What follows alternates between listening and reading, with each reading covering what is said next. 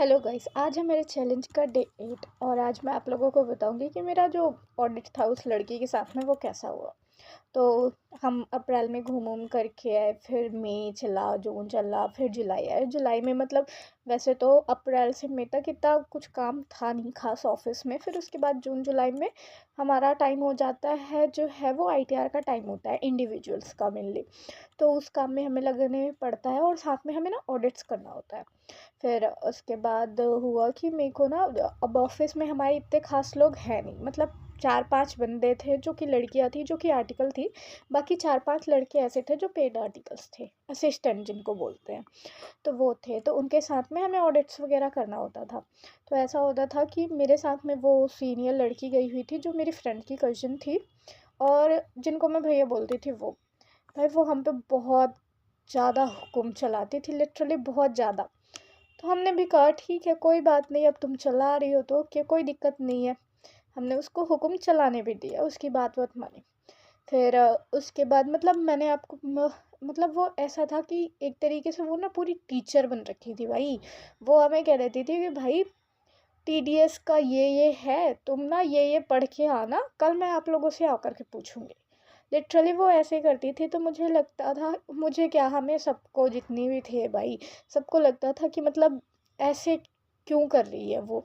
या तो उसको बताना है तो आराम से बताए, भाई उससे सवाल पूछो ना वो बंदी। लेकिन ऐसी भी थी कि वो उसके अंदर क्रियोसिटी बहुत होती थी भाई, कि मुझसे कोई पूछने आ रहा है, उसको नॉलेज नहीं है तो मैं बताऊंगी। तो वो 4 लोगों के बीच में बैठ कर के, हाँ हाँ मैं बताऊंगी, मुझसे पूछो पूछो, भले उसको भी नहीं आ रहा हो तो देख करके पढ़ करके, लेकिन बताऊंगी मैं। ठीक है। वो चीज़ तो हमें बड़े अच्छे से अच्छी भी लगती थी उसके अंदर की, कि हाँ क्रियोसिटी है उसको, कि उसको जितना आ रहा है बताएगी, भले चाहे वो गलत बताए बंदी, पर वो बताएगी। उस चीज़ का तो कोई वो नहीं होता था। फिर उसके बाद मैंने कहा ठीक है, अब उसको पूछना है, जानना है तो पूछ लेगी, पढ़वाना है तो हम पढ़ के आ जाएंगे। क्या होगा, ईएसआई पीएफ सैलरी 2-4 बार और रिपीट कर लेंगे, याद कर लेंगे, फिर आकर के पूछ लेंगे। ऐसा होता था। फिर उसके बाद 1 महीना चला वो ऑडिट, क्योंकि काफ़ी बड़ा ऑडिट था और उसके फाइनलाइजेशन का भी टाइम आ रहा था। तो उस ऑडिट को हमने किया कंप्लीट, और मैं उस ऑडिट को पूरा नहीं कर पाई थी क्योंकि बीच में मेरी तबीयत बहुत ज़्यादा ख़राब हो गई थी लिटरली। मतलब ऐसी हालत हो गई थी मेरी कि मैं 3 से 4 महीने तक लगातार मैं बेड रेस्ट पे थी और मैं हॉस्पिटलाइज थी। तो फिर 3-4 महीने तो मैं ऑफिस भी नहीं गई हुई थी। तो ये जो मेरे काम का बर्डन था वो उस पर आ गया था, और जो हमारे सीनियर्स थे तो उनके फाइनल एग्ज़ाम चलने थे। तो जो जिनसे मेरी बहुत अच्छे से वाइब मैच हो रही थी, जो बंदी थी, तो उसका भी फाइनल था, और जो मेरी बेस्ट फ्रेंड थी उसका भी फाइनल एग्ज़ाम था। ठीक है। तो उसका फाइनल एग्ज़ाम नहीं, एक्चुअली शायद वो किसी काम से छुट्टी लेकर के गई हुई थी। तो वो जब कंपनीज़ के ऑडिट्स वगैरह चल रहे थे तो उतना थी नहीं उस टाइम पे अवेलेबल। और मेरा तो फर्स्ट ईयर ही था। तो उसमें भी ऐसा हुआ था कि मेरी हालत बहुत ज़्यादा ख़राब हो चुकी थी, तो मैं लास्ट के 3-4 महीने तो मैं पूरा ही वो हो रखी हुई थी। क्या कहते हैं, मैंने लीव ले रखी हुई थी। फिर उसके बाद मैं नवंबर के लास्ट वीक पे आई थी। लीव से जब मैं आई खुद को कवर अप करके, तो मैं बहुत ज़्यादा सी वो कमज़ोर सा होता है ना, तो वो हो गई थी। तो फिर आने के बाद ना हमें एक वहाँ पर भेजा गया। अब इस बीच में मुझे ये आइडिया नहीं था कि मतलब ऑफिस में क्या क्या हुआ है, क्या क्या नहीं, क्योंकि मैं अपने घर चली गई थी एमपी। फिर उसके बाद वहाँ से आने के बाद मुझे पता चला कि ऑफिस में ना कई सारी चीज़ें हुई कि लाइक, जो जिसके साथ मैं ऑडिट करने गई थी उस कंपनी का, तो उसने बहुत सारी गड़बड़ कर रखी हुई थी। ऑल्दो उसका भी शायद वो सेकेंड ईयर था, सेकेंड ईयर ही था उसका भी, लेकिन उसने भी बहुत ज़्यादा गड़बड़ कर रखी हुई थी। तो अब वो तो सीनियर बन के गई थी, उसके साथ में मैं थी, लेकिन मैं फिर बाद में लीव पे चली गई, तो सारा बर्डन बेचारी के ऊपर आ गया था। तो अब क्या कर सकते हैं, तो उसने कर दी, अब हो जाती है गलतियाँ। तो उसने सर ने भी उसको काफ़ी ज़्यादा सुनाई कि ऐसा काम है, वैसा काम है।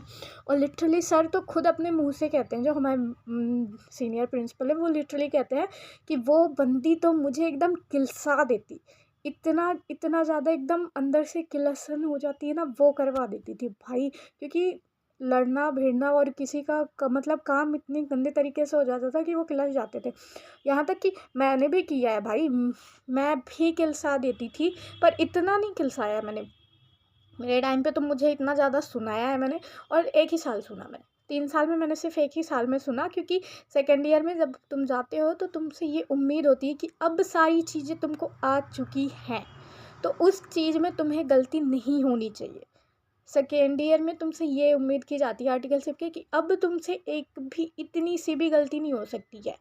फाइनल में तो होनी ही नहीं चाहिए। अगर फाइनल में तुम हो गए तो फिर कहेंगे अब आप ऑलमोस्ट सीए बन चुके हो, सिर्फ एक आपको एग्ज़ाम निकालना है। आपको सिर्फ केवल इम्पोर्टेंस आपको वो क्या कहते हैं, सिर्फ एक एग्ज़ाम की देर है। बाकी आप ऑलमोस्ट सीए हो चुके हो, ये हमारे प्रिंसिपल का कहना होता था। वो हमें, अगर हम फाइनल आर्टिकल हो गए, वो कुछ नहीं कहते, कहते आप सीए हो एक तरीके से, मैं आपको एक सीए मान रहा हूँ और आपसे ये गलती बिल्कुल भी नहीं, वो उम्मीद ही नहीं करते, एक्सपेक्ट ही नहीं करते हैं कि आप कोई भी ऐसी गलती करोगे। तो हुआ यूँ था कि हमें ना एक साथ में 9 और 9C के लिए जीएसटीआर के लिए भेजा हुआ था।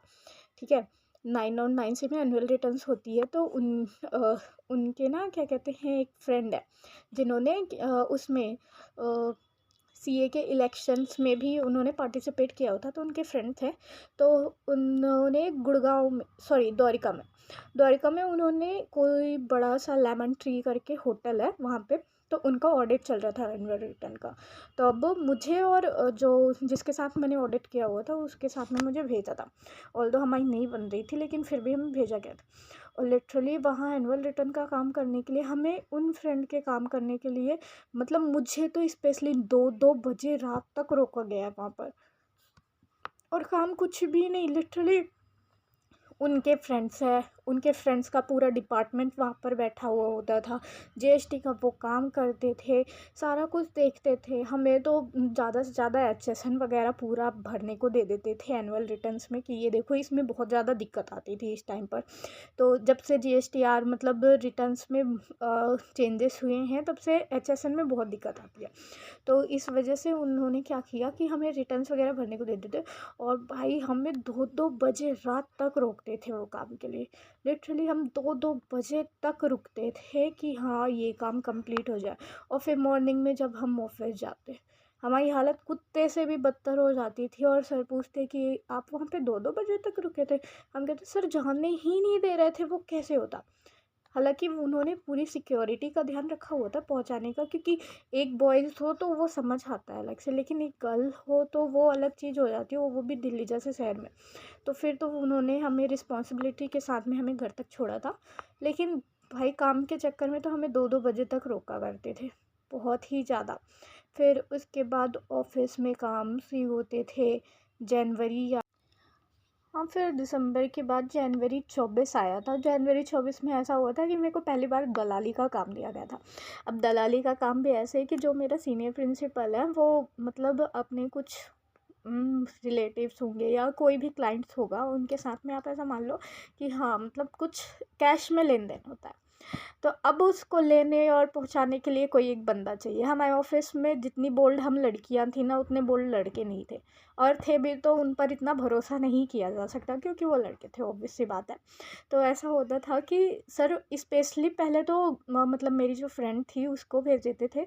बट फिर ऐसा हुआ कि उस मतलब उसकी जगह पर सर ने मुझे एक बार काम दिया।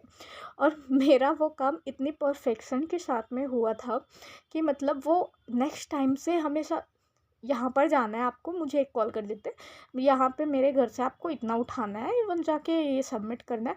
मतलब उनके जितने भी बंदे थे, जितने भी क्लाइंट थे ना, सारे मुझे इतने अच्छे तरीके से पहचानने लगे थे कि अच्छा आप आ रहे हो, ओके मुझे कोई डाउट नहीं है, चलो कॉफ़ी शॉप चलते हैं, वहाँ बैठेंगे, वहाँ पियेंगे, आप वहाँ पर देना ये वो। हम भाई ऐसे डिस्कशन करते थे और मुझे लगता ही नहीं था कि मैं दलाली का काम कर रही हूँ। और मुझे पहली बार ये एक्सपीरियंस हुआ था कि मैं ये काम भी कर सकती हूँ। मतलब सीए फर्म में आने के बाद मुझसे तो ये उम्मीद नहीं थी मुझे कि हाँ मुझे दलाली भी करनी पड़ेगी, पर मैंने करी, वो भी काम किया है बहुत अच्छे तरीके से, मुझे मज़ा आया है। हमारे ऑफिस में एक मैडम होती हैं भाई, वो बहुत मज़े लेती हैं लिटरली। मतलब रिसेप्शन पे बैठती हैं, उनका काम होता है टीडीएस का मेन देखना। उन्होंने टीडीएस सिखाया हमें, तो उनका काम होता है टीडीएस का देखना, और बाकी सैलरीज़ वगैरह जो होता है ना, ये सारे रिसेप्शनिस्ट के जो काम होते हैं सारे वो देखती है। तो ऐसा है कि वो ना काफ़ी मज़ेदार, मतलब ऑफिस में अगर किसी की अच्छी तरीके से बजानी हो ना, बस उनके कान में एक बात डाल दो, उन्होंने ऐसा ऐसा बोला है, किसी बंदे ने ऐसा बोला है आपके बारे में मैडम। ओ भाई साहब, मैडम क्या चुगलीखोर करती, क्या बजाती, और वो इतना तेज़ उनका साउंड जो है धीरे धीरे धीरे से एकदम से इतना बढ़ता है कि वो सीधे प्रिंसिपलों के कमरे के अंदर सीधे। और जूनियर प्रिंसिपल को तो वो भी कुछ नहीं मानती, वो भी कहती थी ये छोटू सा है क्या करेगा ये, इसको हटाओ। और जो हमारे सीनियर प्रिंसिपल थे वो तो गोलमोल से थे, तो उनको तो सीधे कह देती थी, ओहो तुम लोग मोटे को देख के फिसल रहे हो, मोटे को। भाई वो बहुत बहुत ही उस लेवल तक की बेइज्जती करती थी ना कि कोई सोचे भी ना। खैर हमें तो मुझे आर्टिकलशिप में बहुत मज़ा आया। उसके बाद मैं बताऊंगी कि मेरा मतलब सेकेंड ईयर में मेरी आर्टिकलशिप में मैंने कहाँ कहाँ पे और ऑडिट किए थे। तब तक के लिए बाय गाइस।